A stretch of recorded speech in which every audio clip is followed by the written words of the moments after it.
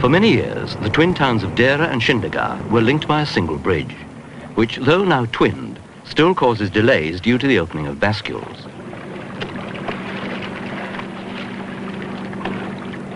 Bascules built to allow free passage to waterborne traffic plying up and down the creek.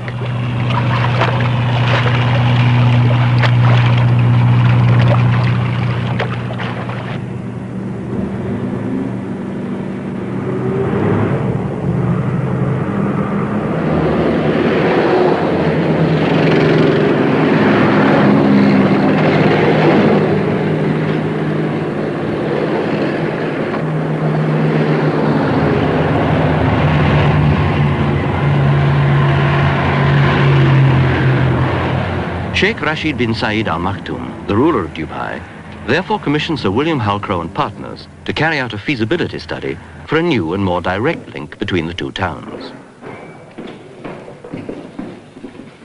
A bridge nearer to the sea was not possible, the reason being the same as when the original bridge was sited: the location of a construction site for offshore oil production jackets that require direct access to the sea.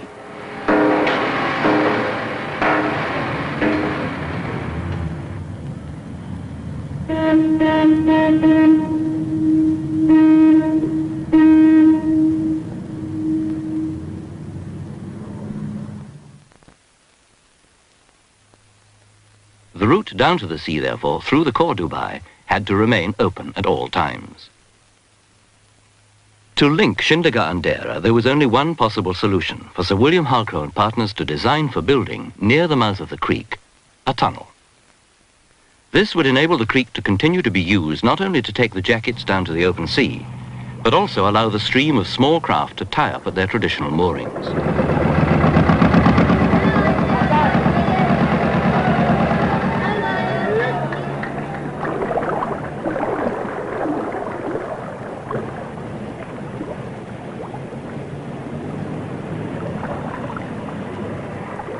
An added advantage of a tunnel would be its proximity to Port Rashid, also designed by Sir William Halcrow and partners, and recently completed by Costain Civil Engineering Limited, who were now awarded the contract for constructing the tunnel. Preliminary studies demonstrated the feasibility of both immersed and dry methods of construction. Costain, however, elected to build the tunnel in the dry. Stage 1 envisaged the dredging back of the Dera bank to form a new channel for shipping, and the building of a cofferdam out into the creek from the Shindagar side.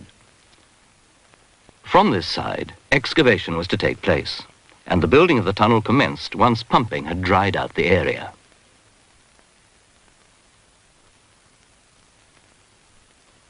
Stage 2 would be to create an island in the middle of the creek, reopen the original navigable channel, now between the island and Shindagar, close the diverted channel, build a new cofferdam linking the island and the Dera bank, pump the area dry, and start building the tunnel from Dera towards the island. Finally, on completion, the original bank would be reinstated. This was the plan.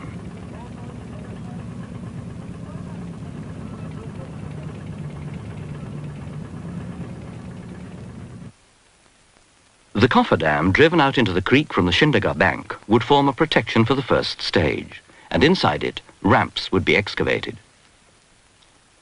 Construction in the dry meant that the water table, lying just below the surface, would have to be drawn down. To achieve this, a well pointing system would be installed and the water table lowered.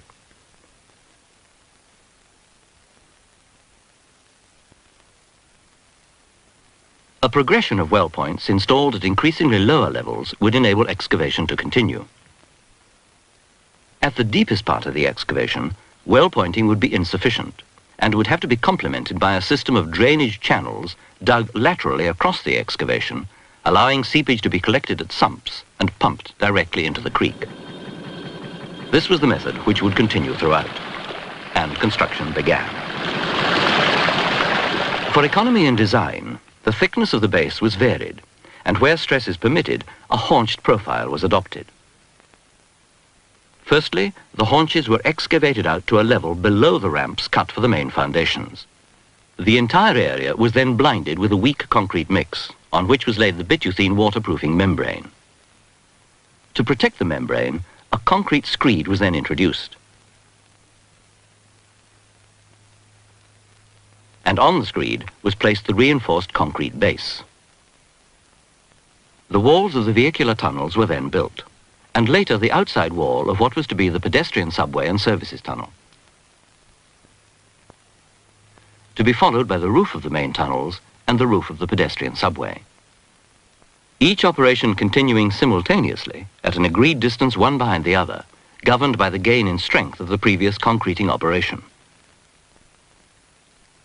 Once the roof was completed, the bituthene was brought up the walls and over the roof to provide an enclosing waterproof seal.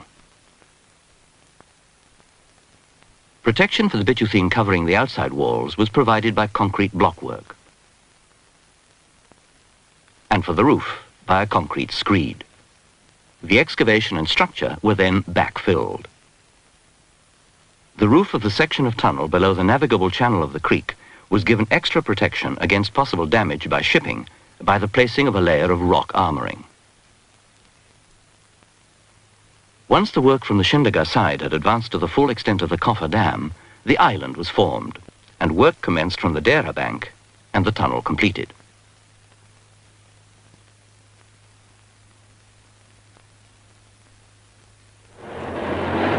A new link between Shindaga and Dera has now been forged.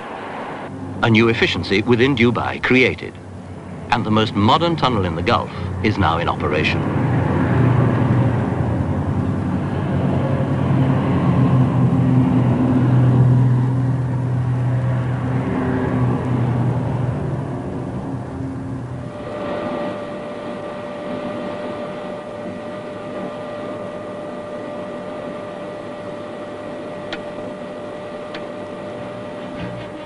Opened in December 1975 by Sheikh Khalifa bin Hamid Al Thani, ruler of Qatar, in the presence of Sheikh Zayed bin Sultan, the President of the United Arab Emirates, and Sheikh Rashid bin Zayed Al Maktoum, Vice President of the Emirates and ruler of Dubai. It marks yet another step forward in their close cooperation and design for the future.